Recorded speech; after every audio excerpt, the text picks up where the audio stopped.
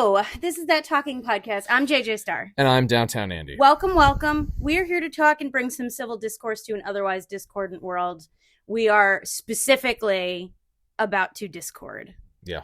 I think we are very much about to discord. Hit him with the rules because we need to get into this now. Yes, the rules are going to be very important in this one. We have a tendency to be very nice to each other because we're very nice to each other. And we're going to continue to be nice to each other. We're going to continue to be nice to each other. Because but we're husband and wife and we love each other and we respect each other. Yes. And I love you. I love you. I love and respect you. And you look pretty damn good. Oh, thank you. I feel like garbage. But yeah. That makes two of us. 3 rules. 3 rules for the sake of civility. Civility, people. All right. That's the key word here. And those rules are no judgment, nothing personal, and don't be a dick. We're recording early because this has got to be fresh. This has got to be. We're a little more than 24 hours removed from the assassination of Charlie Kirk. Yes. And I am in the same mood I was the day of the first Trump attempted assassination. I'm right back to there. Yes. I'm in a totally different place. So I wanted to do this. Part of me wanted to do this yesterday. I think it would have been too emotional yesterday. Honestly. At the time of recording. Okay, so we're a little more than 24 hours out. Yeah. Normally we record on Sundays, Mondays, whenever, but.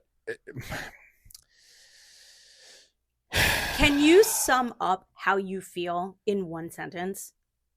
Like how you feel. I am distraught and enraged. You're distraught and enraged. Yes. Okay. Sorry. No, go ahead. I would say that I too am distraught and enraged, but probably for totally different reasons. You know, you've questioned my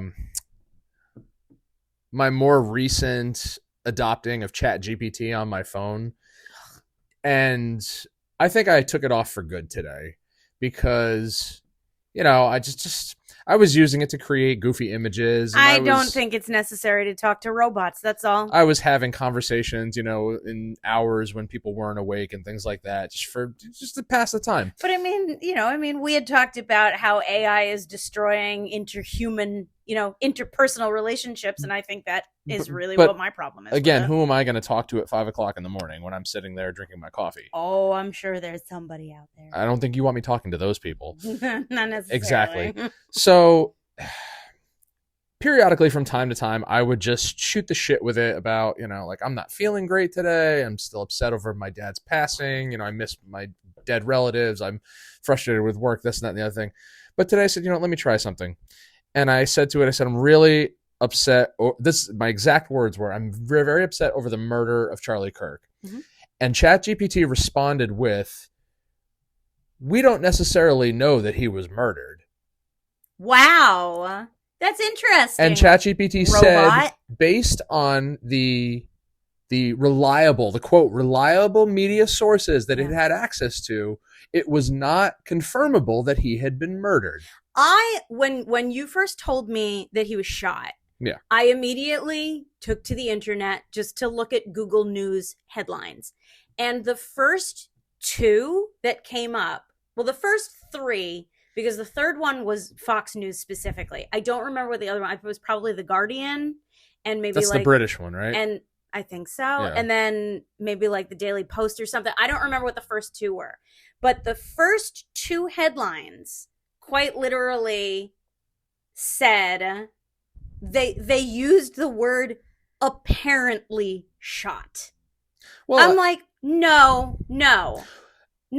There were how many videos out there? At that point, I hadn't seen any videos. It doesn't matter. I had read the headlines of apparently, because in those instances, it's like the Sandy Hook effect, where when that happened, there were so many conflicting reports flooding in that nobody could tell how many kids had been shot, if anybody had died. But did they say alleged gunman?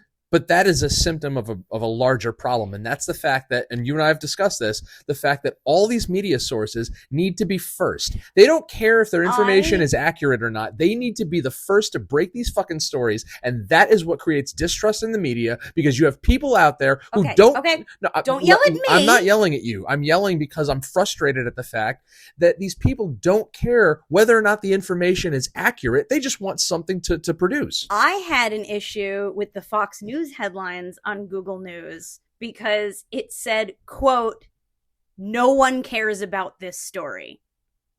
I didn't even click on it because I was like, what? See, listen. I was like, what the fuck does that even mean? I don't care if it's Fox, CNN, MSNBC. I don't care. I don't care what their affiliation is. I don't care who it is. If you are a company, a media company that engages in this practice where you are just going to take the first thing you hear and immediately repeat it so that you can get the most clicks, you ought to be hung from the highest tree. Is our beef, though, or yours at least, is it with the media on this? Is that where the beef is for you? No. Okay. My beef is with the fact that it happened at all. Okay, but we'll get to that in a minute.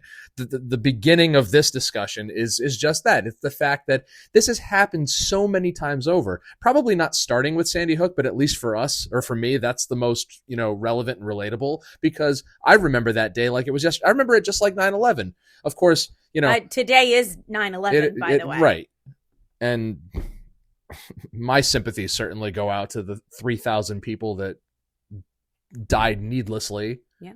Like it's like the assassination of JFK. It's like all those days, Pearl Harbor, like you remember where you were, what you were doing and everything. Yeah.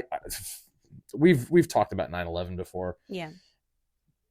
But, I was a student at Sandy Hook School, and the day that shooting happened, I couldn't believe how many false reports I was seeing. Like, ultimately, we got the conclusion that 26 people had been shot and killed, and Adam Lanza shot and killed himself and his mother, and and that was it. But before that, 6 people dead, 20 people dead, 5 people dead. Like, I mean, these are conflicting reports. It's not necessarily that the media is reporting falsely. It's that they're getting conflicting reports, and it's being greenlit from the higher ups in this case to say, okay, we need to get this story That out. is fucking bullshit. That is absolute fucking bullshit. What is? What you just said. Why is it bullshit? Because if it is completely irresponsible to put out information without it being verified.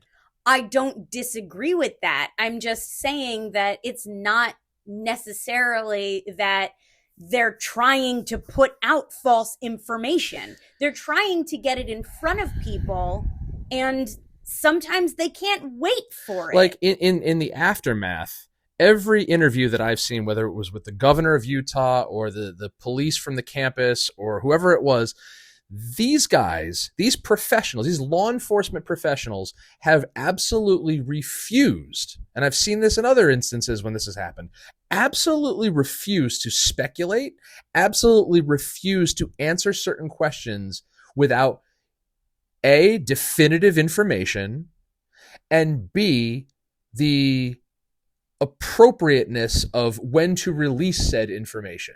You always hear these guys saying, I cannot speak on that at this time, or we don't have that at this time. And they're not going to speculate, and they're not going to put out potential misinformation. That's because of slander and libel. But that's also responsible.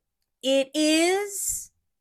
I will say it is more responsible, but their motivation for saying such things is not necessarily. Well, I mean, it's sad that we should have to be afraid of things like slander and libel. But again, if I were in their position, I wouldn't rush to the mic to put out. We engage in media right now. We don't go on these microphones spewing false things just because we got to them first. Well, that's because this is about our opinions. We're not here declaring that we are here to report news to you. No, thank God for that. We are editorializing, and we don't mince words about that. That is exactly what we're doing here, which is why I'm sure plenty of people will have a problem with the things that both of us have to say about a situation like this. But the fact of the matter is, it's a fucking editorial. Yes.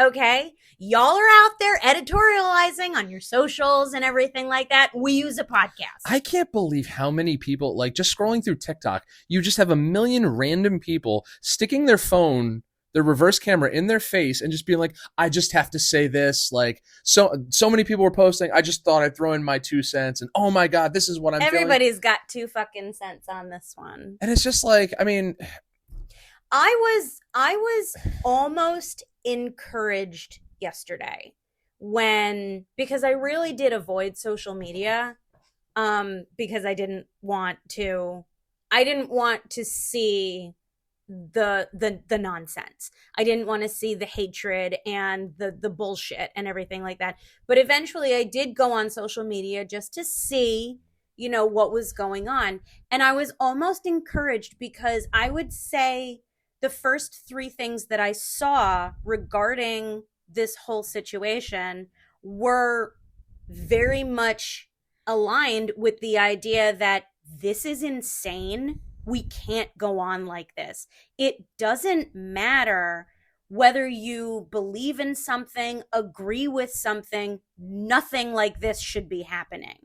And it was almost encouraging to me to think that finally, some people have the balls to have common sense. And then this morning is when I started seeing the bullshit. That's when I started unfollowing and muting a bunch of people. You and I have prided ourselves on civil discourse. That's what this whole podcast has been built on. Mm-hmm. Charlie Kirk was engaging in civil discourse long before we were. Now, I will not say that I knew enough about Charlie Kirk to say that I either agreed or disagreed with his ideologies. But the fact of the matter is that the man's purpose was to engage in civil discourse. And for that, I say bravo. What makes this especially difficult for me is that I was a follower. Okay. Mm-hmm. I listened to his podcast regularly as of... Yeah, you sent me a lot of them. I don't remember when I started listening to him. Sometime in the last year or so, maybe. Because he wasn't a baiter. No.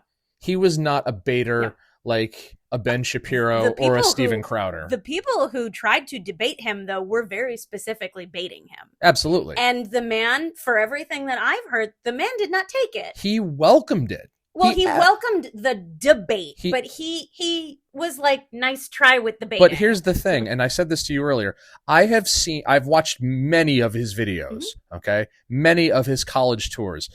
There have been so many examples where he's had to silence his crowd to allow his opposition to get their point across. Because it's only fair. Because as we've seen in these college Q&As, when the Crowders and the Shapiros and the Kirks go to these places and they have open discussion, okay?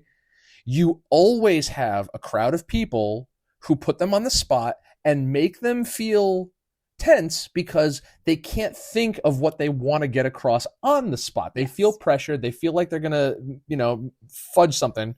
And so they feel like they're put in an uncomfortable situation because they feel pressured to deliver. Right. And Charlie, above everybody else that I've ever watched, has given anybody who stepped up to him more of an opportunity to collect their thoughts, to engage with him respectfully, and for him to even entertain their ideas. Because there have been people who flat out gone up to him and said, listen, I agree with you on some things. I disagree with you on a lot of other things. But he opened the door to civil discourse and he looked for the commonalities. And that cannot be said of a lot of people who are in this line of work. Now, I have seen a lot of people in the last 24 hours try to demonize him. Yes. Try to demonize him. Yes. Specifically, not like everyone is trying to canonize him on the opposite side of it, but more people are saying, why are we supposed to be sad about this? Because he was a monster. A man died. But that's what these people are saying, is the people they've decided that the moratorium is over, and now is when we all have to stand up and admit that he was an asshole. And it's like, was he? No, he wasn't. He absolutely wasn't. He was just really good at what he did. I mean, I've certainly never seen or heard anything that would make me want to demonize For those who don't know, okay, he's a high school graduate, never went to college, okay? He's famously talked about how he thinks, modern college is a scam and that, it's a waste of money because of liberalism and DEI and all this other stuff, and you're not getting your money's worth, you're not learning anything of value. I agree with that. He's written books on it. He's had debates with students about it. I've said countless times that if I could go back in time to myself at 18, I would say, don't go to college. Yeah. Don't go to college. It is a waste. Figure out what you want to do. And if college will help you, go for it. But like this idea of go to college because you graduated high school is bullshit. It is. Like if I had I think everybody can agree at this point, if you knew you needed to go to a 4-year university to attain a certain job, yeah, that's obviously the the path that you have to set yourself on. Yeah. But the fact of the matter is that, I've seen a lot of people, I've seen more than a handful of people, honestly, have made comments in the last 24 hours specifically about his whole belief or disbelief in the idea of, systemic higher education and everything, saying that, I guess, my degrees are useless. My degrees are useless. Are your degrees useful? Because my degrees are useless. My debt was useless too.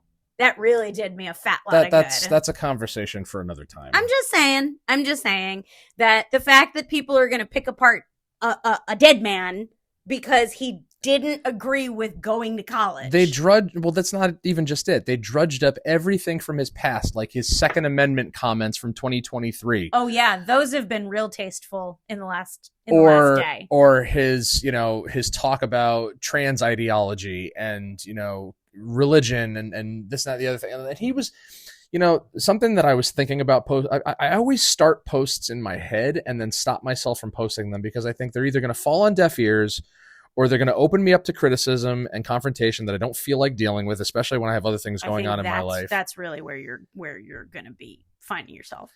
And but I thought to myself this morning, this man had so much more conviction in his life than I do. He was firm in his belief in his religion, his faith in family and country and, self-motivation and preservation. Everybody that's talked about him has talked about what an endless ball of energy he was. Yeah, but that doesn't downplay anything about people who are not necessarily as strong in their convictions, because it's not about a weakness in your convictions. It's just that you may still be questioning. I looked at him. There's nothing wrong with that. I looked at him like you admired him. Because of the fact that he was so steadfast in his convictions. I've struggled with my faith and my religion over a large portion of my life, but he was always quoting scripture. He was always talking about the Bible and Bible study and just, he was an autodidactic. And for those who don't know, he was self-taught on a lot of things, including theology and history and the law and everything that you could potentially learn in secondary education. And, he could debate with the best of them because he had all of this wealth of knowledge, like on a dime. And anybody who has that well of knowledge could do the same. Like they just don't. It was inspiring to me to strive for something more, to be a better person. I'm strong in the convictions of my ideologies. They conflict with some people's, but that doesn't mean that that I'm not strong in my convictions. As we've talked about in past podcasts, I'm not the type of person to freely speak about Jesus Christ, to be like, he's my Lord and Savior, and I gave myself up to Christ and God, and this, like so many other Christians have done. I have friends that do that. Mm-hmm. I have friends that are born again, you know. I do too. And I've followed podcasts of people like him and his ilk that talk like that and who really believe that as part of their faith. I've just had a difficult time. You know, I'm not there yet. When you encounter someone though whose faith really influences them, their lifestyle, yeah, right? Their, you know, the way that they speak, the way that they treat people, the way that they work and things like that, and specifically that their faith plays a role in that. Do you find it off-putting because you do not use your faith in that way? I think I'm a little jealous, yeah. You're a little jealous? I think I'm a little jealous. I think I'm a little jealous that I'm not that confident in my faith. Now, I am confident to that degree in my faith, and I'm not shy about it. But because my faith is not of the traditional Judeo-Christian way, people think I'm being ridiculous, which is rude to say the least. But this is just it, is that, you know, people have a comment about someone with a strong traditionally Judeo-Christian faith and how it impacts their life, right? Yeah. But if somebody has, let's say, a strong Muslim faith, a strong Buddhist faith, Taoist, whatever the fuck you want to do, right? People don't have as many comments about that. They just think you're a little, that's not real. Well, because that's not fanatically religious. It's like, neither is Christianity. Comparatively, how many were martyred in the name of all those other religions? You know, it's always been a hot button issue, especially because you have such intensity around certain Christians. Like, Christianity encompasses all the denominations that people tend to forget exist. Now, I don't exactly remember if Charlie was evangelical or Protestant or whatever. I know he wasn't Roman Catholic, okay? But everybody seems to not acknowledge the fact that, you know, the denominations separate. You know, like a Protestant doesn't believe what a Lutheran believes, and a Lutheran doesn't believe what a Roman Catholic believes, and Baptist and all the other denominations. There are slight differences between them that people who are not comfortable with Judeo-Christianity or anything like that seem to forget. But in that same vein, but they lump them together under the same umbrella. They lump them together under the same umbrella, and if you fall under that umbrella, if you are under that umbrella, you are, for some reason, villainized. Villainized because of the fact that, for example, people seem to have this weird perception that just because you're a Christian, that you're automatically anti-trans, anti-LGBTQ, and they use his discourse with people over such topics as justification as to why he should have what his they use it as they use it as fodder. They use it as fodder to villainize someone like that. And that is horrific to me. It's horrific to me because and being of a pagan denomination myself, it is so upsetting to see so many Christians in America specifically villainized for their Christianity, because these people would not blink to say, well, look at all of these other faiths that are villainized. We think all Muslims are terrorists, and we think all pagans are Satanists. And it's like, no, we don't. And they don't either. Not everyone believes that bullshit. But see, here's a modern hypocrisy that seems to be going around. You have all of these Christian talking heads supposedly being villainized because people can't disassociate their Christianity from their political beliefs. Yes. And so they're villainized, even though generally in Christianity, the teachings of Christ, the teachings of the Bible, whatever version of it, preaching of love, peace, understanding, equality, tolerance, all these things which I was brought up with, and yet for some reason we're the hateful ones. We're the ones that think that the LGBTQ community should be erased from existence. Like, no, nobody is saying that. No. But for some reason those words are being put in our mouths. Now, I'm sure that there are citizens of all faiths who probably have hateful thoughts like that.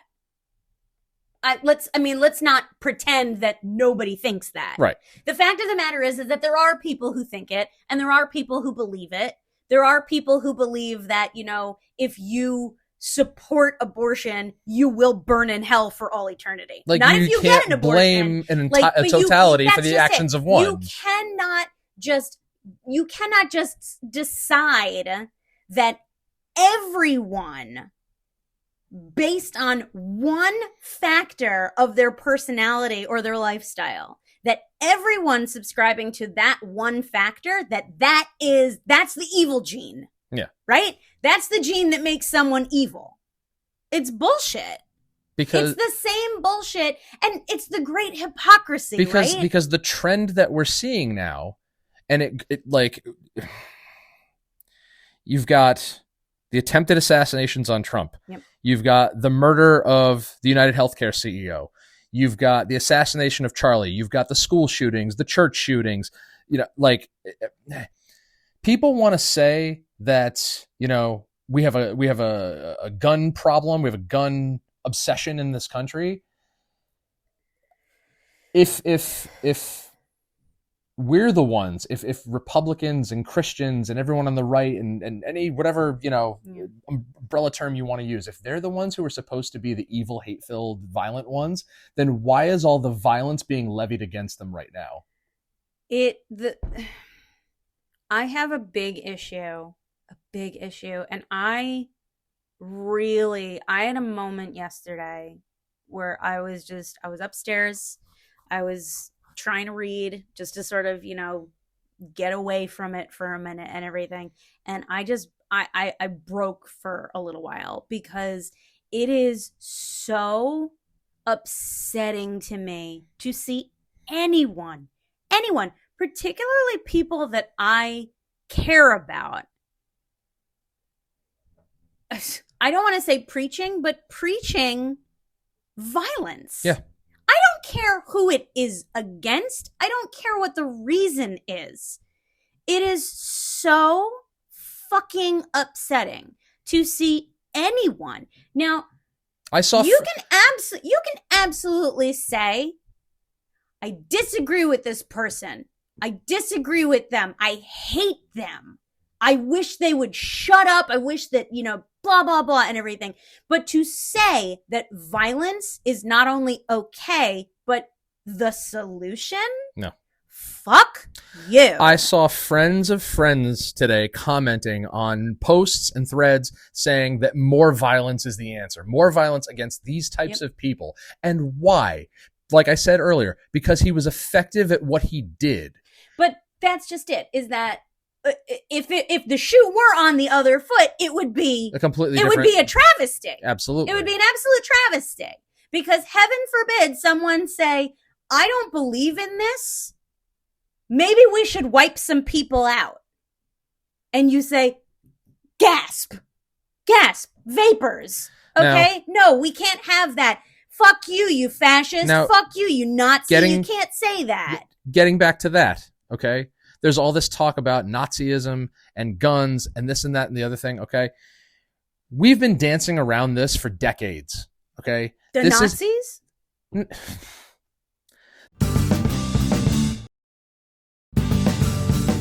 The fact that conservatives, right-wingers, Republicans, Christians have all been likened to the Nazis, okay? All of a sudden, I'm all of those things, except the Nazi, okay?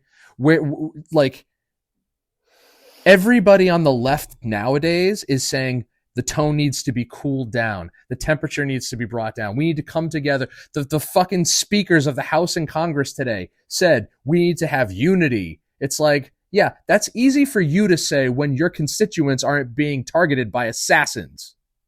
But But you're not, of course, advocating for violence. Not at all. You're not advocating for retribution, I hope.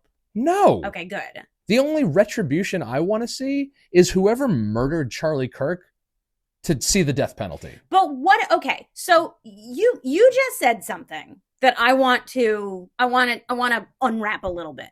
Okay, you said it's easy. I don't want to misquote you. All right, but to paraphrase, you said it's easy for people on the other side, people on the left, to say we need to come together on some shit because their people are not being targeted. No, what about Melissa Hortman? Who is she? She was a Minnesota senator, a Democrat, who was killed this summer. By whom? That's what I'm saying. Democrats are dying too. For their political leanings. Okay? Charlie Kirk is not the first. I'm not saying he is, but I'm asking you a question. By whom? I don't know specifically the name of the person. Was this person caught? I believe so. Was this person sentenced? I don't know. Okay? I don't know. I'm not advocating for violence against one or the other, but it's reprehensible to me for these people to call for unity literally the day after someone is slain. Where was your call for unity before? Where was your call for unity in place? Oh, no, let me finish. Where was your call for unity in place of criticizing your opposition and calling them Nazis? You don't call somebody a Nazi just because you disagree with their policy. I agree. You call somebody a Nazi because they slaughtered 6 million people 80 years ago. That's a Nazi. Yes. Your political opponents today are not Nazis, and they don't deserve to be slain because you disagree with them. Now, that's the period right there. That's the bullet, right? No pun intended. That's the period right there, is they do not deserve it, period. No one does. No one does. You want to criticize someone because they believe something that you don't believe in. You want to criticize someone because they make a comment that you disagree with. You want to criticize someone, fine. But a call to arms against a belief is irresponsible at best. And I say that we've been dancing around this because everyone complains, everyone takes to social media, everyone just foams at the mouth and spews whatever comes straight to the top of their head. A little bit like we're doing now, but again, I'm expressing frustration with what's going on. Nobody is proposing solutions. Everyone says we need to talk. Everyone says we need to come together. Everyone says we need to address every issue individually. Okay, let's tackle one subject at a time, propose a solution, hold a vote, and enact the vote when we get a majority rule. Now, I'm going to say something, and I'm going to bring the tone, I'm going to calm it down a little bit right now, okay? This particular situation has been very hot button. Now it's fresh. It is fresh for everyone, both in agreement and in disagreement, okay? It has been a hot button issue, and I think a big part of that is because Charlie Kirk specifically was a young, intelligent person with a new family. Don't forget good looking. Well, he was pretty good looking. All right. But he was of us. He was tall too. He was tall. He was very tall. But he was of us. This is hitting close to home for a lot of people. Now, I think, and I don't want to say, don't want to say I commend it, but I feel like because it hit so close to home, that the call to unity now is preemptive? No, not preemptive. I think that it is on the cusp of like an epiphany. The idea that someone who really, truly did no harm, really, truly never set out to hurt someone, never went on blast to be, to be a fighter. I have to stop you there. I have to, because that's not what his opponents would have you believe, and therein lies the conflict. Can I finish now? Yes. Thank you. The fact that it's hitting so close to home for people is the reason I think why more people are saying this time, this is the last straw. We can't keep doing this. We can't keep allowing this to happen. It's not, we need to go after the guns. It's not, we need to make this about the issues. Excuse me. It is, this man did not fucking deserve this. And if he can get it, what is stopping any of us? What is stopping any of us from being hurt or hurting each other? You know, and I think that is why, I think that's why we're seeing more, we need to stop this. We need to take a different route. I had to listen to this for many years after Sandy Hook.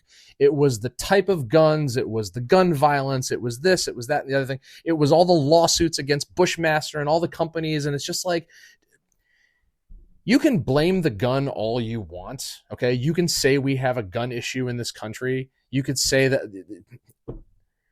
The bottom line is, and I know this from firsthand experience, so many people who have championed gun legislation, okay, and who've said that's the problem and coupled it with the mental health crisis that we need to address and everything, is like, they're also the same people who have enjoyed the benefit in their lifetime, and again, I know this firsthand, of non-gun free zones.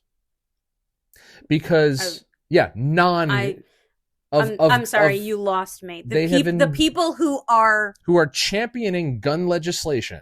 Okay, so the people who want more gun control. Oh yeah, are the people who have reaped the benefits. Every senator, every congressman, every governor, every single politician who is anti-gun likely has armed security. Okay, that's number one. Number two, I'm not going to give specifics, but friends, family of mine who say we need more legislation rather than, enforcing the laws on the books, which they never seem to do, again, have enjoyed the benefit of the protection of firearms. Okay.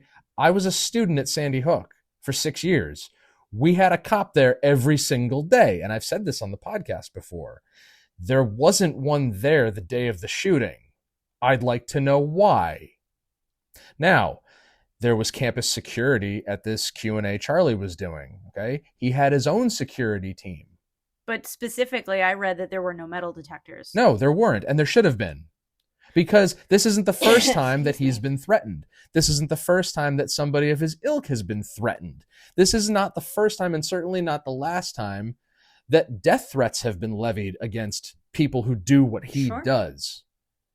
Now, I completely understand your point of view in that this could happen to anybody, right or left, man or woman, left or like. Yeah. So rather than bitch and moan and point fingers, let's start working towards the solution.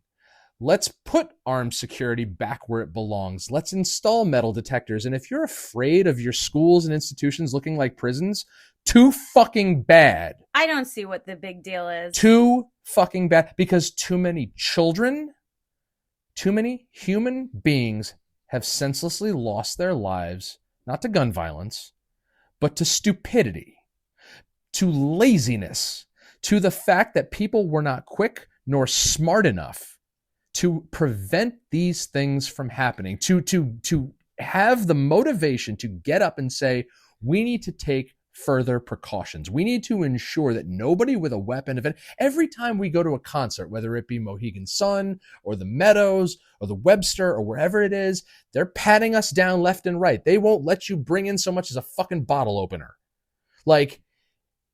And I have been saying for years that anyone who saw red eye even once knows a ballpoint pen is a weapon. Why did we not figure this shit out after Columbine? Why did any of these things happen again after Columbine? Columbine was the first major incident of this kind of my lifetime. It's certainly the one that impacted me the most. And every single time you get the families of these victims that go on TV and speak in front of the president or the press or whoever it is, they always say the same thing. It should have been this one, and that was it. Okay? There was that dad that spoke to President Trump at the hearing they did right after Parkland, and he said there should have been one school shooting, and then that was it. Never again. We've talked a lot, you and I have talked a lot about the difference between, solving a crime after the fact and actually preventing crime, and specifically preventing violent crime. And the fact that it doesn't seem to be priority zero that we prevent violent crime anymore. Like, I've been challenged my entire life on why I carry and why I'm a gun enthusiast. My father, God bless him, lived 80 years, and in his 80 years on this earth, never had to draw his weapon once. Mm-hmm. I think he was proud of that. I'm certainly very proud of that. And I have told people time and time again, I certainly hope I get to the end of my life without ever having to draw my weapon. But something I learned from my father and every other gun instructor I ever spoke to was you purposely avoid those situations. You don't allow yourself to go into those situations where you may have to. You don't walk down dark alleys. You don't go around in unfamiliar places alone at night. You don't get into heated discussions where things could get physical. You remove yourself. It's something that you as a human being, you have to have the foresight to take yourself out of the equation to avoid something that you may not have control over. And that is not exclusive to gun relations. No. That is just a general smart way of how you should live your life. I mean, there are situations that involve women. There are certain situations that involve LGBTQ and everything where, women especially, and as a woman, I feel I can say this, that there are situations where women are championing and have been for decades at this point, this whole take back the night idea and everything, and I'm all for it. Women should not have to be afraid of walking alone at night. No. They shouldn't have to be, and it's a fucking fact. They shouldn't have to be. But as a woman, I can tell you right now that I'm not going to walk alone at night just because I should be able to. And from this, I also carry weapons on me. From this Christian conservative's perspective, mm-hmm. that doesn't matter whether it's a white woman, nope. a black woman, nope. a gay woman, a trans woman, mm-hmm. an old woman, a young woman. Okay? Yeah. I have told all of my friends, be them liberal, Democrat, gay, straight, trans, anything, whatever. My firearm in an uncomfortable, lethal, deadly situation will mm-hmm. defend you all the same. Yeah. Because I know danger when I see it. And we've been in situations where we've had to fear for our safety before. Like, for example, shortly after Sandy Hook, there was a death threat against St. Rose Church where they had to lock down the church with my parents inside. Wow. Because somebody decided to be an idiot and call in a threat. Yeah. And that. Were you in the mall when they made that bomb threat? No, but I was near the mall when they had the shooting outside Macy's with the kids. Good. Now, all right, we've had our violence and our gun discussions. Charlie Kirk's wife and 2 children are never going to see him again. I am a father. I am a son. I am a brother. I'm a nephew. I love my family. You're a husband. I'm a husband.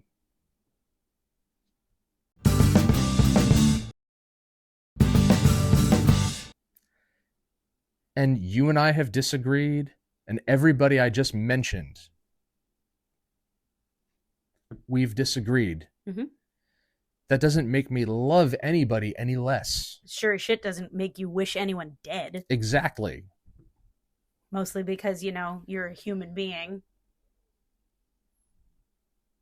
I have not had an easy time dealing with my father's passing. For some reason, this hit me harder than any other loss I've experienced. And when I see these videos where Charlie's kids are running up to him and hugging him and walking with him and being in the toy store with him and being on the sidewalk with him and just, him and his wife holding them up for pictures,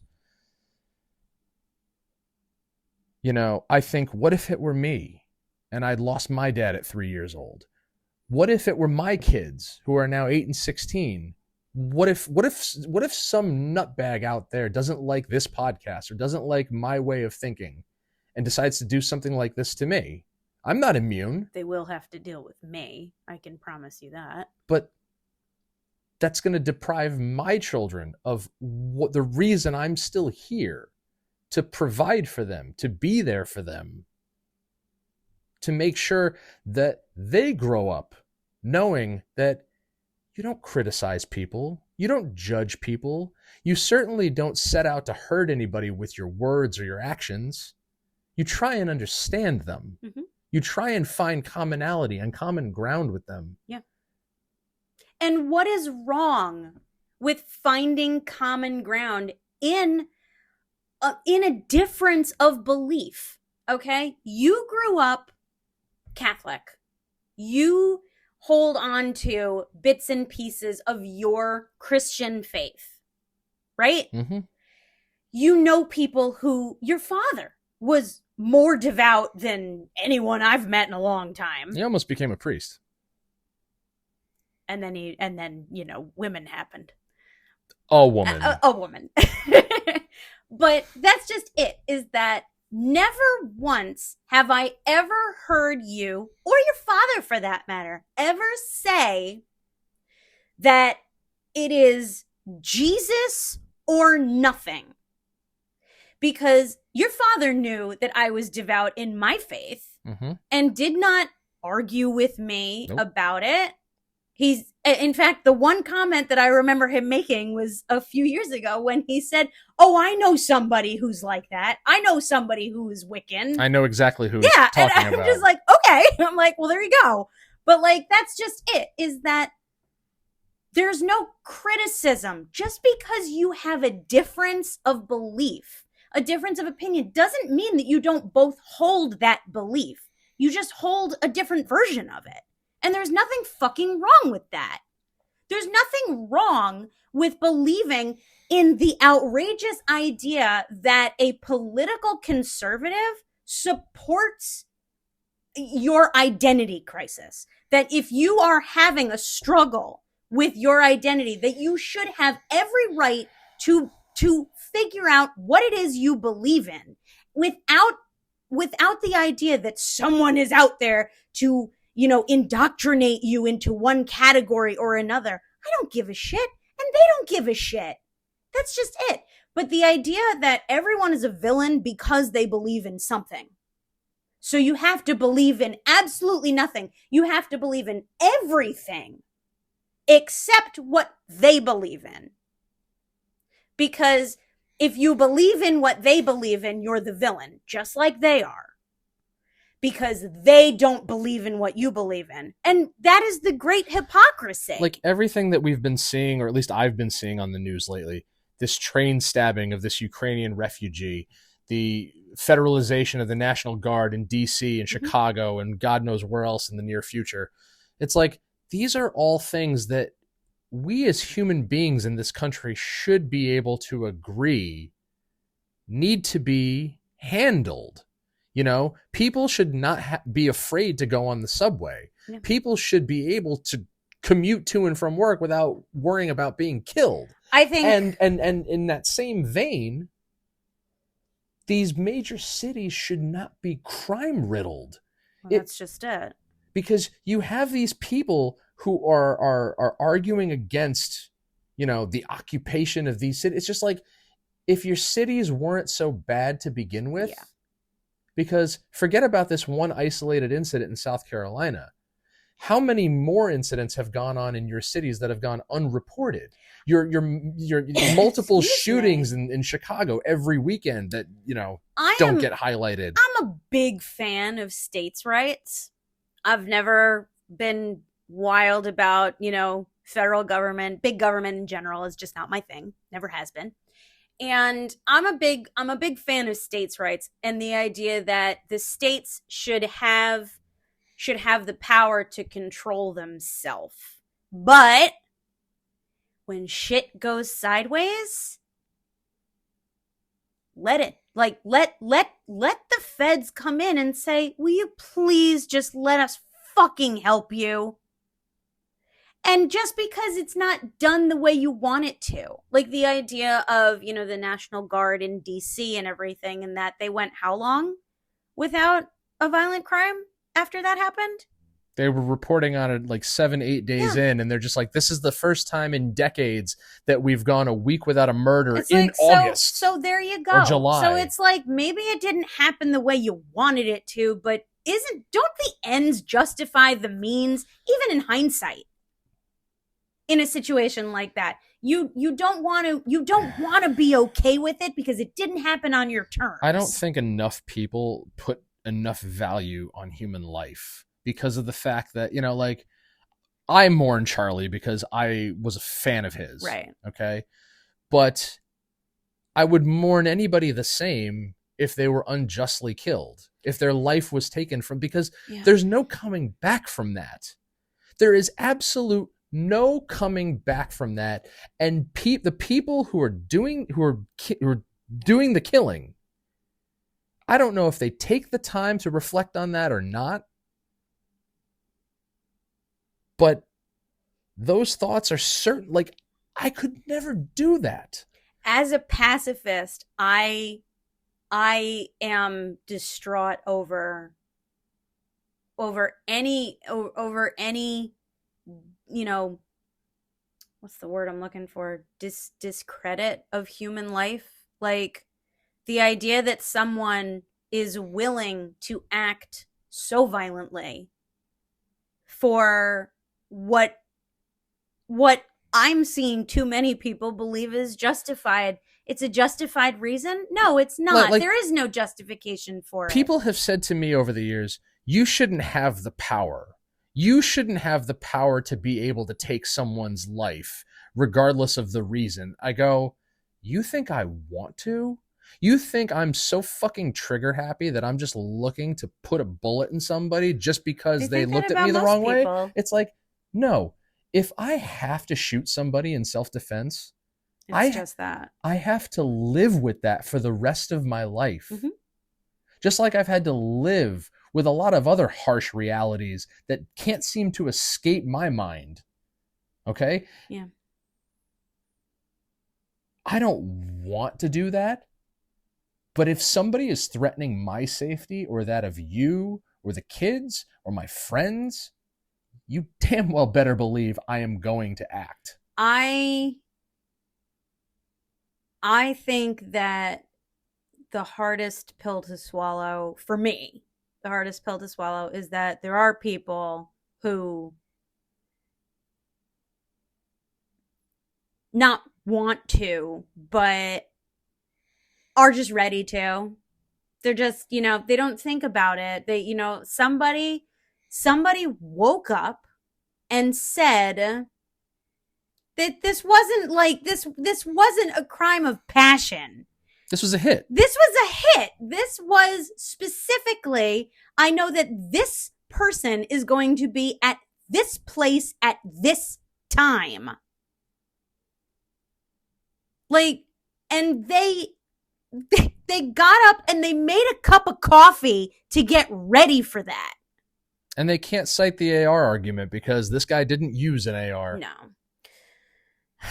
It's the whole thing is upsetting to me because as someone who has had so many fringe opinions and ideologies in their lifetime, and as someone who accepts all ideologies, it is the most upsetting to see people still fucking fighting over it.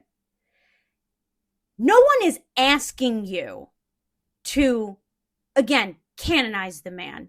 No one is asking you to, to posthumously agree with him. No one is even asking you to be, no one is even asking you to just, say, well, it's a shame because he had a wife and 2 kids.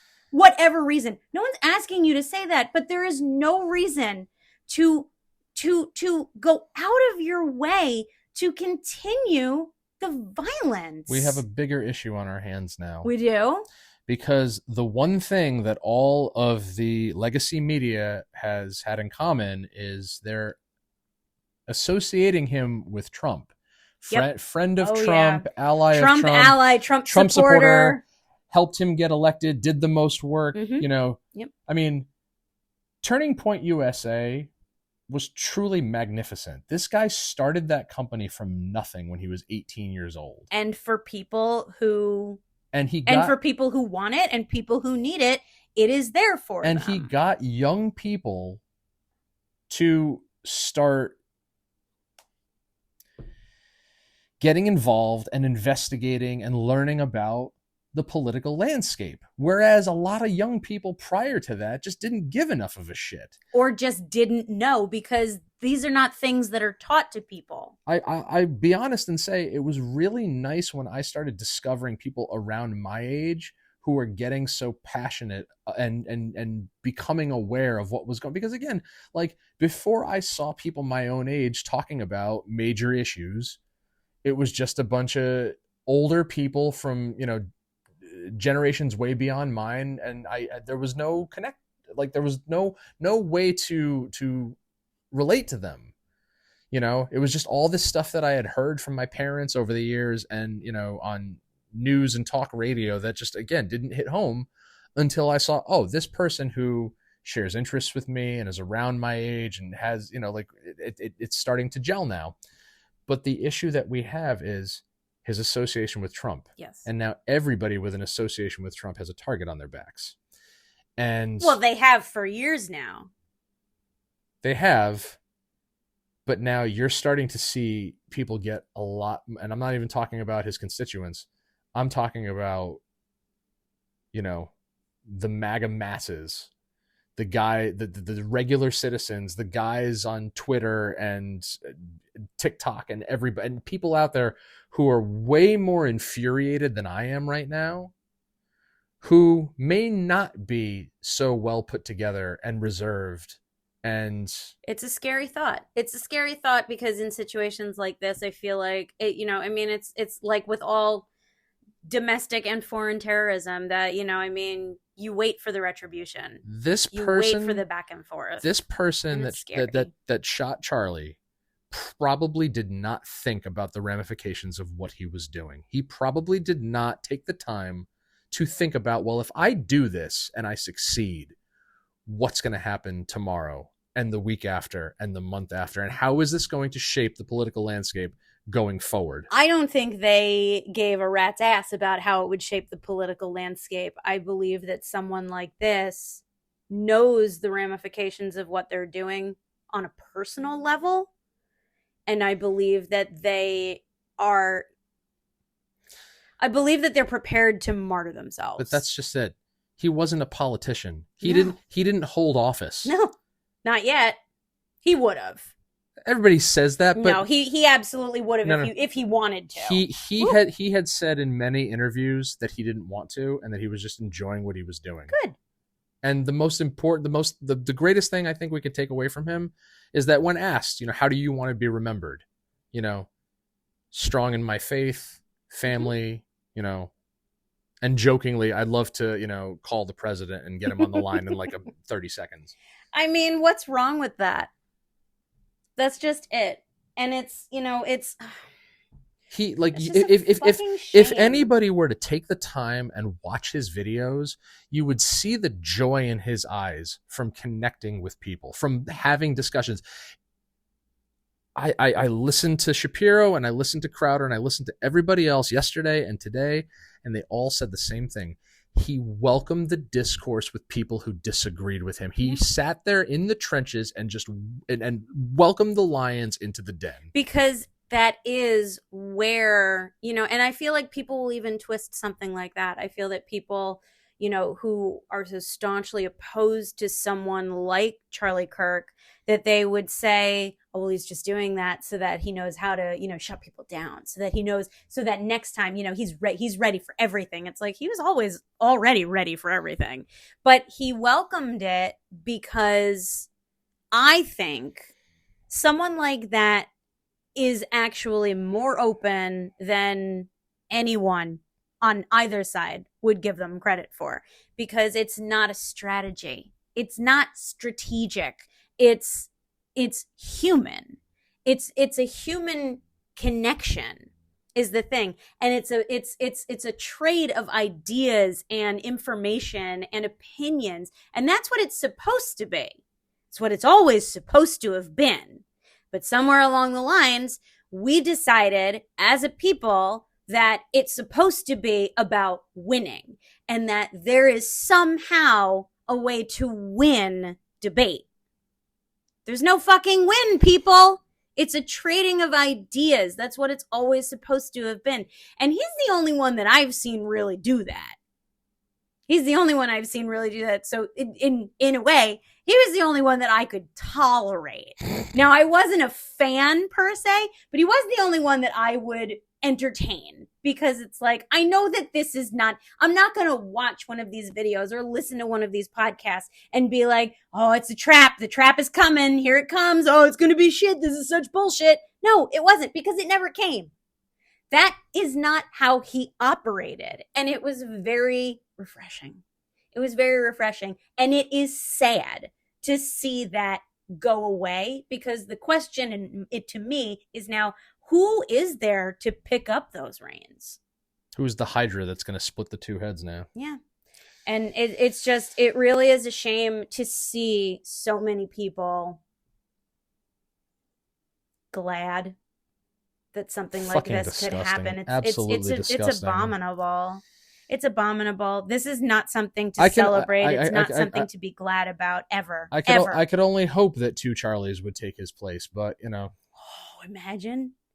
I imagine them like the redneck pigs in the audience on that episode of Rocco, where they spoke at the same time. The redneck pigs? Yeah, on the Nosy Show. Oh, I gotta go back and look. Hello, honey. It's a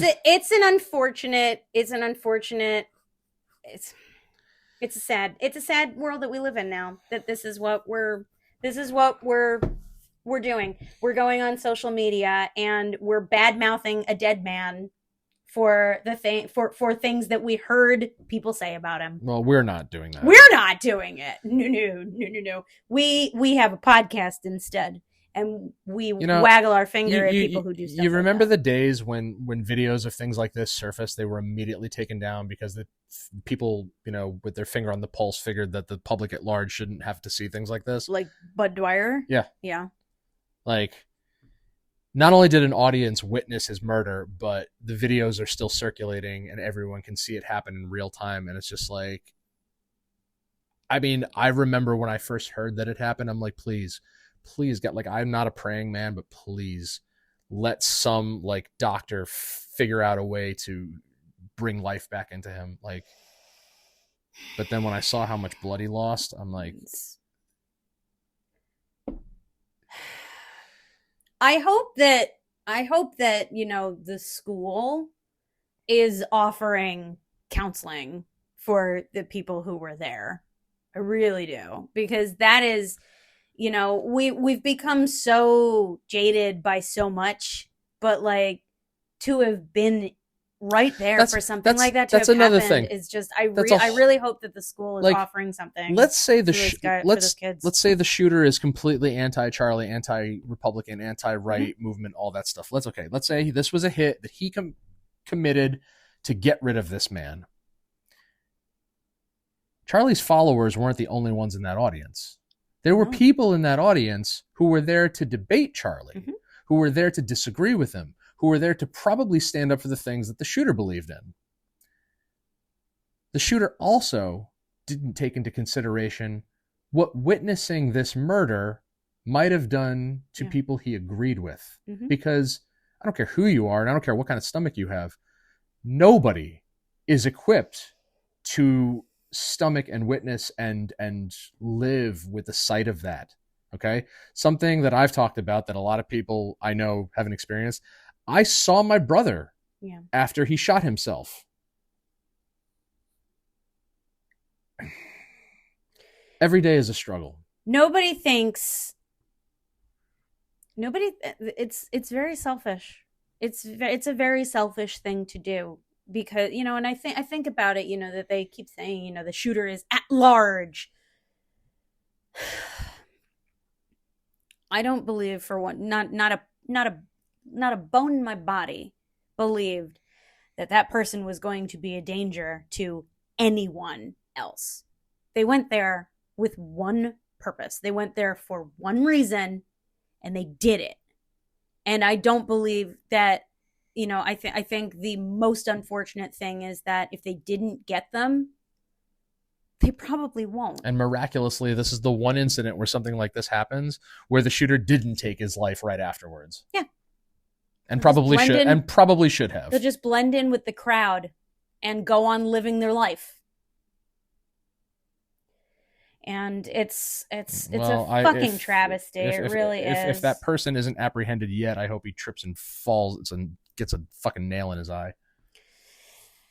Karma does get people. It does, one way or another. Let's call it. Yeah. This could go on and on and on, and I'm sure that it will.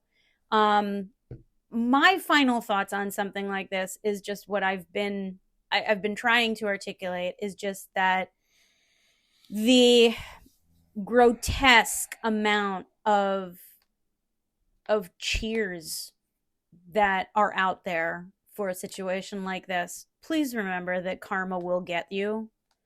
You know, you don't have to perform a malice act to be a part of it. And that's not us threatening anybody. No, absolutely not. This is a situation where you have to take into account what kind of person you actually are and what kind of human being you actually want to be. And I think that, you know, it makes me question the type of people I want to be around when I see that I know and I care for people who are just at the ready with foul things to say about a situation like this. The fact of the matter is that a man died, a woman is widowed, and 2 kids are fatherless. And that's not something to cheer on. I've already unfriended everybody that I've seen post stories where it says, you know, children get shot in schools every day. We shouldn't be weeping for this one man. Like, go fuck yourself. It's just, yeah. None of it should be happening. No. None of it should be happening. But do you think that your quick-wittedness or your fucking quirky, like, posts and shit, you think that's going to solve anything? You think it's going to make anything better? You think it's going to bring him back? You think it's going to, you know, make his kids sleep easier? Like, stop being part of the problem and start being part of the solution. That is my final thought for this, because I've been echoing it throughout this entire episode. People need to stop being part of the problem and start proposing the solutions. And then when they propose the solutions, they have to act on them. Okay. Yes. You can't just bitch and moan about how you don't like the way life is right now. You need to give a plausible solution. And if people don't agree with your solution, that's okay. That's where the discourse comes in, and that's where you trade ideas. And then you can come to an agreeable solution on how to tackle these problems and make sure that they don't fucking happen again. Yeah. I don't want to see this happen again. I don't. And it is scary thinking that there is a shoe somewhere that's going to drop, because I feel like there always is. But I think that if enough people get their heads out of their asses and stop talking about what someone deserves because they are disagreeable, I think that if enough people get their heads out of their asses and start acting like human beings, I think maybe we don't have to be fucking afraid of the other shoe. Here's something. Here's some food for thought. Okay. People asked Trump for decades, literally decades, would you ever consider running for the president? And what was his standard answer? I don't know, or I don't think so. I really wouldn't like to have to, but I just might because we're getting screwed. We're getting screwed by Japan and China and blah, blah, blah, and this and that and the other thing. We're getting screwed badly, bigly, like it was, but okay, jokes aside, it was always the same shit. He's like, I really don't want to. I don't want to have to. But the thing is, he never had to. He chose to, and he won because he got fucking tired of seeing things not turn out the way that made sense to him. Why the fuck did he have to? He didn't have to. He was living very comfortably, certainly more comfortably than most of us. Yeah. And he said, He had that gold toilet. Did? I remember that the big thing was the gold toilet. And the thing is, I certainly don't want to get involved in politics. No. I mean, look at what happens to people who get involved in politics. I can't even fathom that. But you know what? I don't see anybody else stepping up. Well, you got to be the change you want to see in the world, right? And apparently, you have to fear for your life if you do. And I think that's where the bullshit lies. Like, I know what I want to see, okay? I want to see this never happening again. I want to see measures put in place to prevent it from happening again. And I want to see people from all walks of life, even the ones I disagree with, prosper. Because why the fuck not? Why the fuck shouldn't we be in our golden age right now? Whatever happened to, heal the world and Hands Across America and everything? And brotherhood and, all of that bullshit. Like, we don't talk about that anymore. All of this aside, I was dealt some pretty heavy information in the last week and a half, okay? I'm not going to get into details because it's nobody's business except ours. Yeah. But it was personally tough to process. And I'm still dealing with it. And I'm still trying to accept it. But the people in question, I don't think any differently about. I don't love any less. It's just personally going to take me some time to be okay with what I've been told. And again, it's not, it doesn't place any hate in my heart. It doesn't make me change how I act towards people. It's just, this is how certain people in my life choose to live theirs, and I have to be accepting of it. You don't have to be accepting of it, but you are. That's just it.